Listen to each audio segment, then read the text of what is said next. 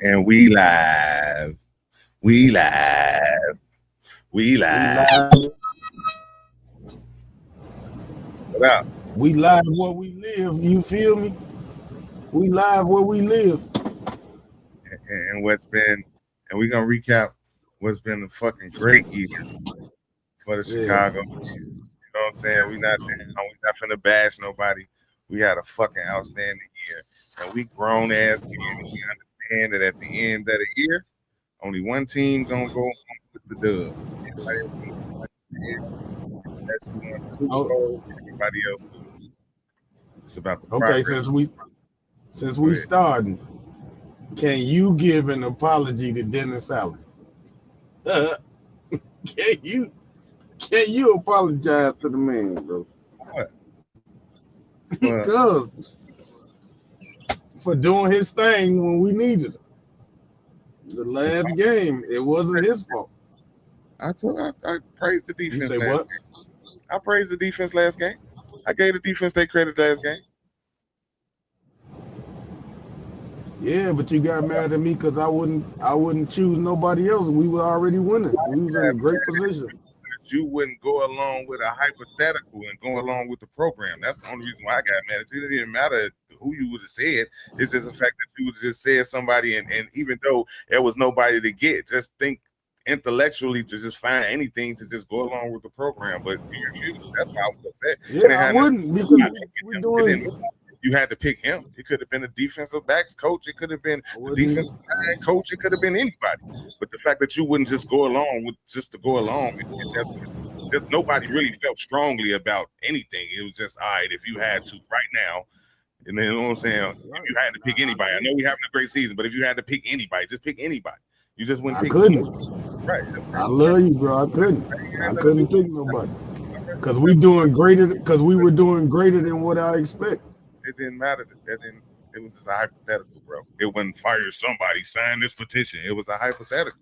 It was a fun idea that maybe the fans want to hear your point of view on, even though it's not even fucking true. Fans might want to hear your perspective and think how you see how you think more intricately. Maybe you saw some shit in the secondary, motherfuckers ain't putting their hands up. And this week, man, Al Harris needs to work harder. If I had to pick somebody this week at this point right now, I'll pick him. But we having a great fucking year. We need a league and turnovers and all that shit. It's just finding something to talk about on the intricate level, thinking deeper than what we were really talking about at the time. That's all it is. It's just playing. Yeah, but I could have added seasoning to the meal by saying I wouldn't pick nobody because we're doing everything. We're overachieving on every level. We all agreed on that. Yeah, so that was my answer. About having a thing is Hypothetically, finding something we don't agree on so we can have a discourse to try to figure out how we gonna persuade somebody to get to our point of view because we all agree the Bears had a great season. We all agree that the Bears season was going well. Okay, now let's find something to talk about that we don't all agree on. And that's what that was. And you just didn't want to do it because you just hypothetically, I still wouldn't get rid of nobody. So that's our talking points. We all could right. talk about, okay, why wouldn't you get rid of Okay, nobody? so the next time that you get to pick a talking point, we'll do it your way. See what I'm saying? When we go along with my way, and then when it's your turn, I'll go along with your way, and how you do things. It's like we gotta agree to go along. I didn't go against. You did go against. I You just did didn't go have an against answer. I to pick. didn't have But an the answer. question was if you had to pick. If you had to, you absolutely have to.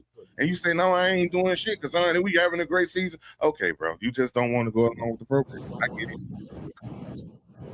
Just being I can't pick nobody. okay, all right. I couldn't pick nobody, bro. Like shit. We was past this. You brought it up thinking I had a vendetta against Dennis Allen when I praised him in the defense for the last 6 quarters of the season. Saying that's how great they supposed to play, as opposed to the first half against the fucking Packers when they gave up a touchdown on every drive.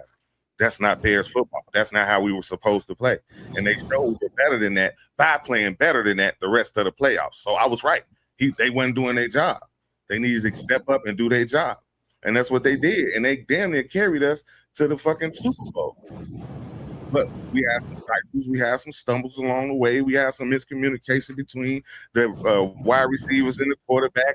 We ran out of miracles. No, we actually didn't because we still had the opportunity to win the game. But it Exactly. was effort at the end. The same thing that was getting us the games winning us everything cost us at the end, and it was effort all the way to the end, all the way to the whistle. We played to the end. That's what we hung our hat on. You got to play the Bears until the whistle blow, until it's all over, or they're gonna beat you. And what happened on the last interception was DJ Moore didn't play all the way to the whistle for whatever reason. He was injured or whatever, but he didn't play hard all the way to the end of the play, and that's what cost us that last interception. You know I get it. I get it. I can blame DJ Moore, but I blame two guys, the quarterback and the head coach. They are so great that they think they can pull off the unthinkable every time. But sometimes pulling off the unthinkable is just making a regular play. Like I've been saying this all year, bro. Like our quarterback toxic. He don't do nothing. He don't pull off nothing until it's drama involved. It gotta be a drama. You feel me? Like it's drama. Like in the quarterback, I mean the head coach just like that too. He got somebody that matches, bro. It's a match made in heaven. It might be disastrous or it might be Cinderella. You feel me? Before 12. The way I see it is like this, right? Caleb is used to being Superman. He used to playing off script. He been doing it his whole life. So when the game get in the balance and ain't nothing to do but for me to do that, that's when he at his best because that's all he knows. That's all he been doing. Now the rest of the game, the managing the game, all that, the throwing on schedule, the throwing on time, that's new to him. That's all new to him from this year. And he's gotten progressively better as the year went along. All the way into the end, to where it cost him a few interceptions at the end, trusting that the receiver going to be at the spot that you throw it to. That's what they do in football, because in the NFL, you got to throw your receiver open. You throw it to the receiver, by the time the ball get there, the defender will get there to knock it down. So you got to throw it in front of the receiver so the receiver can catch it and keep running.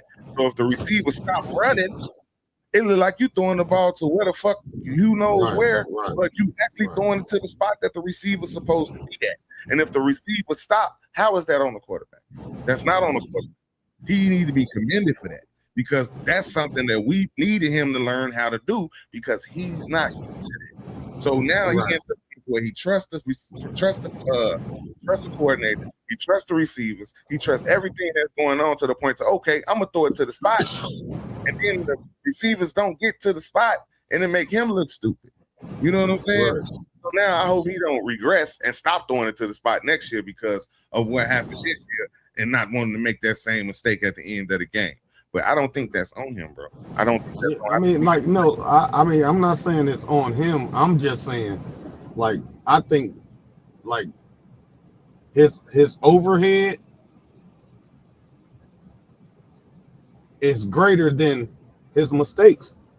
Like you said, he's not a quarterback that get sacked. He's not a quarterback that throws interceptions. Like, like those some of those interceptions, or one or two of those interceptions might have been forced. But the DJ Moore, I give you that. Yeah, DJ Moore, he was looking for DJ Moore to undercut the cornerback, and he didn't. And he said that in the press conference. So I'm not worried about, like, if Caleb can get his percentage up, his completion percentage up, it's over with, because he's incredible. McCarthy is down.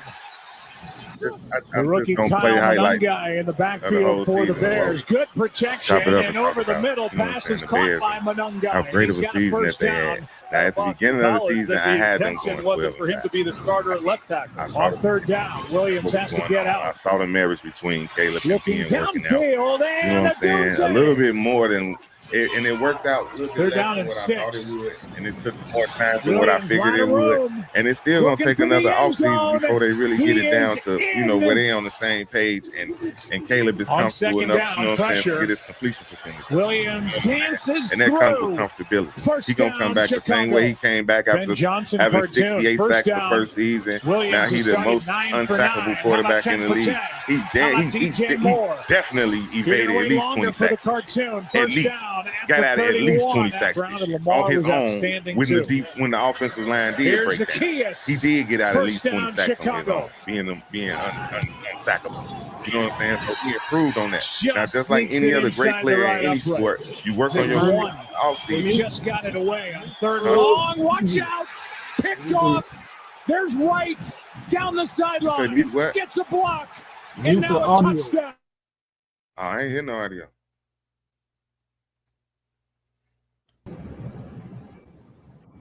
So in any sport, any great player, you got something to work on in the offseason in order to be the greatest. And that's one thing he's gonna work on. Definitely his accuracy. And I think he's gonna get together with his receivers and they're gonna work in the offseason to get to know each other and learn each other, give each other symbols and signs. Like if I want you to go flat, do like this. If I want you to go long, do like that. Like they gotta have symbols and signs so they can know what's on each other's mind, and they ain't had enough time to do that. I mean, I give like we could just look at it, bro. It's like, man, we had an overachieving season, and I'm cool with that. And now when we come back next year, like you said, when he get comfortable with the system, when he does what he's supposed to do, Caleb Williams is the best quarterback in the league. I don't see nobody. I disagree with overachieving season, bro. I just say over expected. How about we say that? Like more than same thing. Same thing. If you overachieved, that means you did something that wasn't expected. If you ask them if they overachieve, I don't think they agree. And I don't either. Because I believe we underachieved based on the potential that we have and how good we're gonna be next year. We're gonna look back and see like it's a couple plays during the last game. That's the difference between us being at home and on the field. But that's where it comes with experience.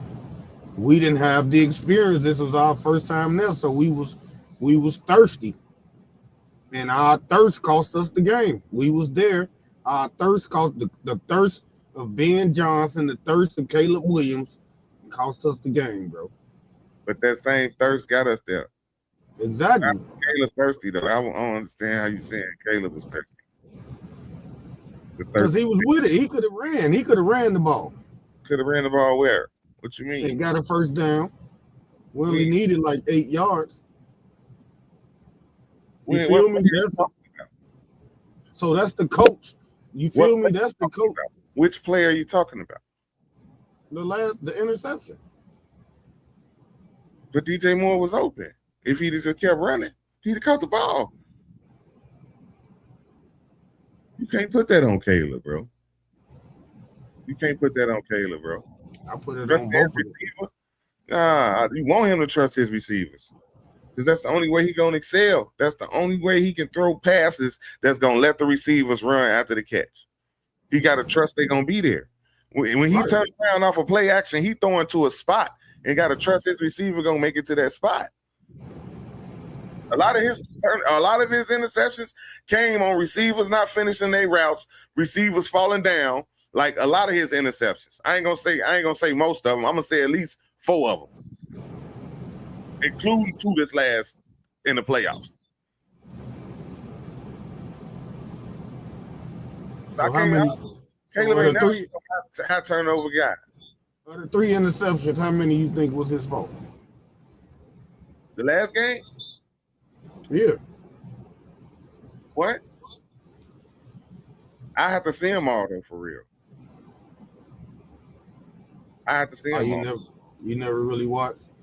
I ain't really look at the turnovers individually to really determine, but I remember that last one because it was the last play of our season on the offensive side of the ball. And that's gonna forever be broken down. Like, and then we had Loveland had a game that nobody expected him to have, and after having that record-breaking first game in the playoffs, he came out super flat and never got himself back, never got into the game really. Was it the cold? Yeah. He was Mr. Reliable the whole year. Man, and that's exactly what Caleb is, a tight end, reliable tight end that can grow with him. Like O'Doonsey started the year off killing. Like look at Look at the plays. Odunze started the year off killing, and he fell off. Once his daddy started talking that bullshit, then DJ Moore stepped up. Like, man, bro, like, look, like, if we keep most of this crew and get some edge rushers, bro, we good. I think we good, bro. You think them this who you think we should come back with as receiver? You say what? What's the receiver core for next year?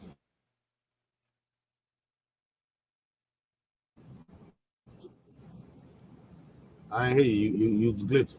What's your receiving core for next year? 1, 2, and 3. And for the Bears? No, for the Patriots. Okay. Nigga, talking about nothing but the Bears, nigga. I hear you. I would keep Odunze.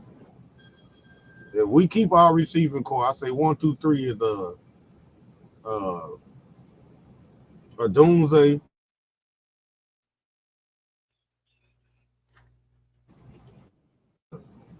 For A and B is Kmet and Burton. Like, so we good. Like any given play, we got 5 receivers, bro, that I think is, or 5 receivers, that tight ends, receiver, whatever you want to call it, that's reliable. I can hang my hat on that.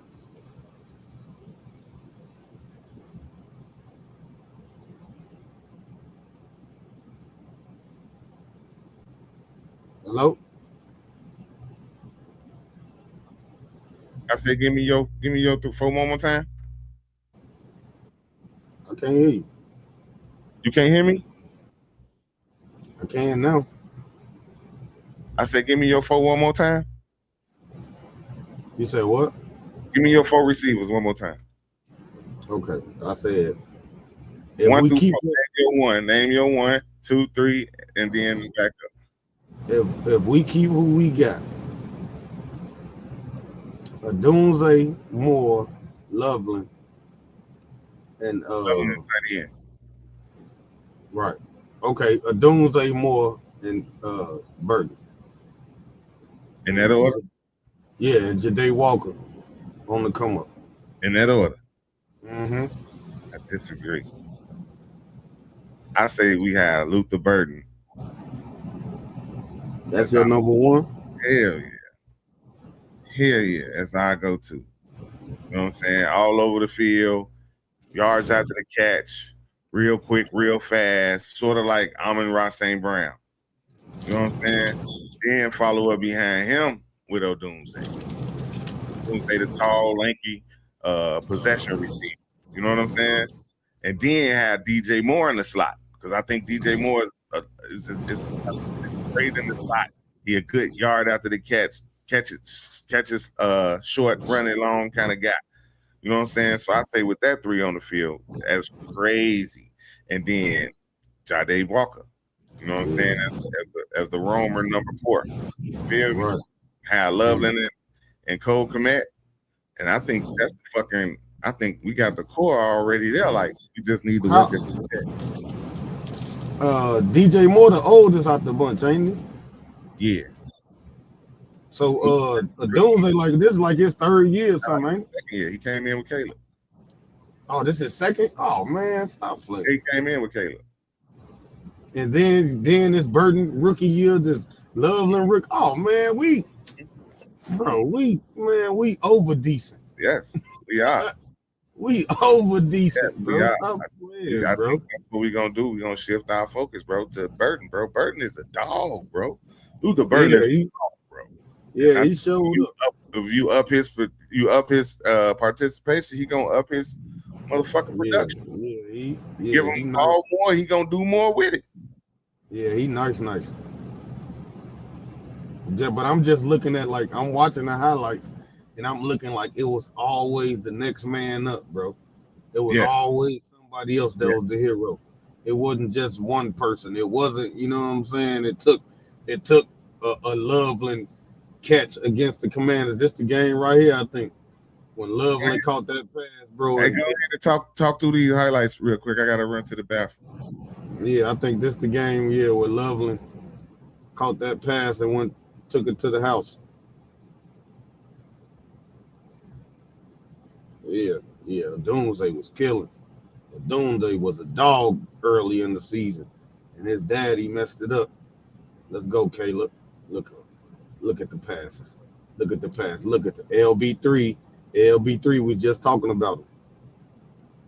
We were just talking about Luther Burden. Man, we good. Our future good, bro. Bears fans, bro. This is our last podcast about the Bears, bro. We did our thing, man. Look, next man up. It's always a hero. It's always a different hero. Bro, we good. Caleb get his completions up to like 65, 70. Man, bro, we might not lose the game, man. We might be spoiled. Bears fans, we might be spoiled, bro. We might be spoiled for the next 10 years. We might be spoiled, bro.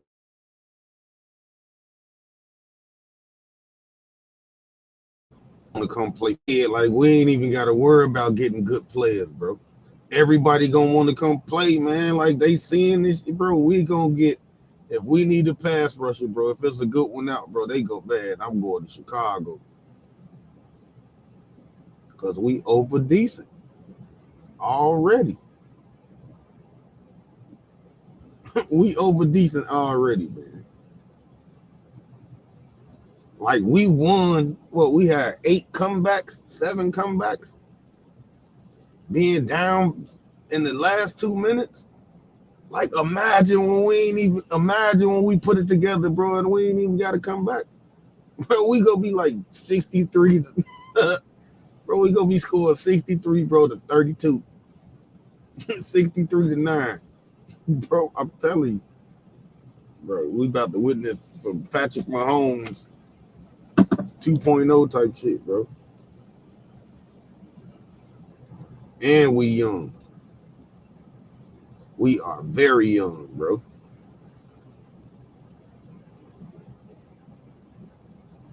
Let's go, Caleb. Pat, handoff. Yeah, Swift did his thing all year. None guy picked it up later in the season. Let's get it. DJ did his thing, man. We over decent, like I said, bro. We are over decent. None guy did his thing. Caleb. If Caleb the whole game, bro, man, ain't nobody seeing that. I'm sorry. You feel me? Caleb. Let's go LB3. Look, LB3 did his thing.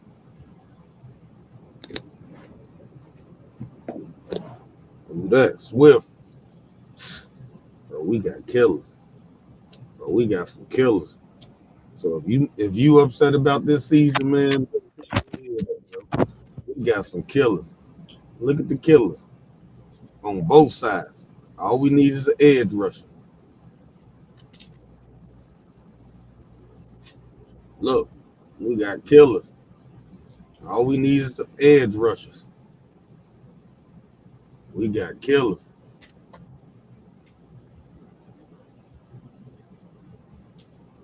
Sweet. Look, Swift, killer. Dog, like look at the killers. Santos, killer. Defense, you feel me? Even though it was shaky. Yep. Turnover. Yeah, it was inconsistent. Turnover, what we needed though. They always put us in position. We might have been, look, Manun guy. There's none guy like Manun guy, bro. They didn't get none in the playoffs though. Not a lot of turnovers in the playoffs.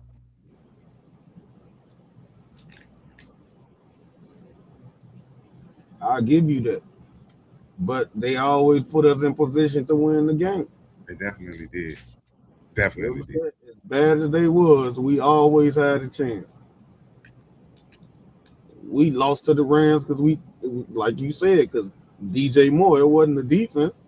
DJ Moore shortened his route. Exactly. They stopped them. We got the touchdown. They stopped. They gave the Rams the ball. We stopped them. And didn't do nothing with it, bro. But they tried to, you feel me? They wanted a walk-off touchdown.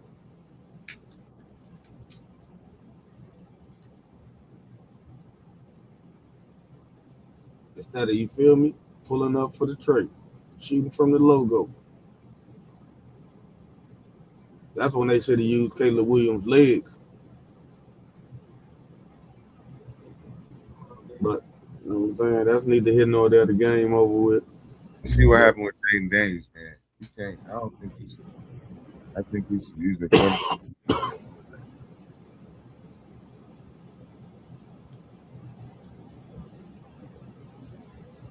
That's my opinion. All right, so how you feel about the games today? Like I said all year, bro, you're going to have to score 30 to win. And you have to go 30 to win in the AFC. It was 10-7. Defense. That's because of the elements. Defense going to win today at the end, bro. Elements, bro. They finna play in San Francisco, bro. Man, the Seahawks, bro, for score like 40. Defense going to win today at the end.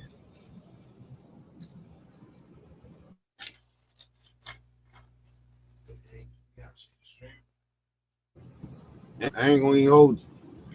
I think New England, bro, gonna score 2. Drake May ain't no punk.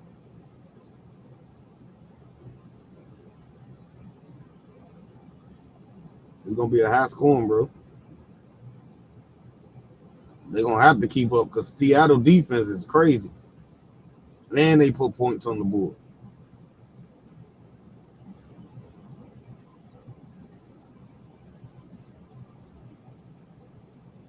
What say ye? I think shit. Drake May going to the Super Bowl his second year. I think Bo Nix had a chance to go to the Super Bowl in his second year. I think Caleb Williams had a chance to go to the Super Bowl his second year. Jayden Daniels had a chance to go to the Super Bowl his first year. I think this goddamn gonna go down as one of the best quarterback classes in the history of the NFL. Oh yeah. Oh hell yeah. I really I definitely agree with that. I think, and yeah, and I stand on. I still stand firmly behind my assertion that the Bears will win 7 of the next 11 Super Bowls. I can't even say you crazy for thinking like that. Like I can't even fix my mouth to say, bro, you get the fuck out of here. Like I agree. I agree. Caleb is that talented, and our head coach is that talented. Yeah, I think. Yeah, I agree. I think we got exactly what we were looking for. Man, exactly. Yeah, finally. Existence since, goddamn it, Mike Ditka. Now we had Lovie Smith. Lovie Smith was a great coach.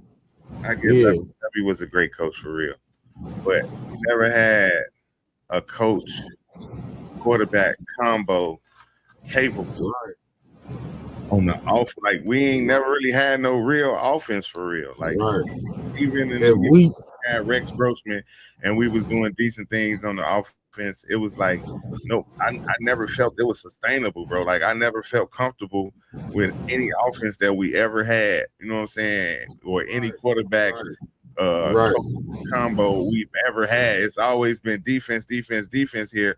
Defense, great defense, great linebackers. You know what I'm saying? Great safety play, great defense, and offense just good enough to win, just good enough to make the playoffs. We never it was one year where we thought we had a chance to win the Super Bowl. We actually went to the Super Bowl. You know what I'm saying? And that was another year where we had a defense that had a lot of takeaways and the offense that had defense, but we had a special teams that was off the chain. Oh yeah, Devin Hester was just. Hester was a good. That was a good assertion. Devin Hester was definitely a difference maker, and definitely was a big part of the reason we made it. Beyonce. You feel me? Like he's a change. He was you feel me? A game changer. Ain't too many people in the league can be a game changer. But like I would say this, if we had the Brian Urlacher Bears with Caleb Williams and Ben Johnson, bro, we'd probably be undefeated. We'll probably be undefeated. But at the same time, damn, I was finna say something. That was pretty clever. I forgot. Shit. God damn it. Damn it.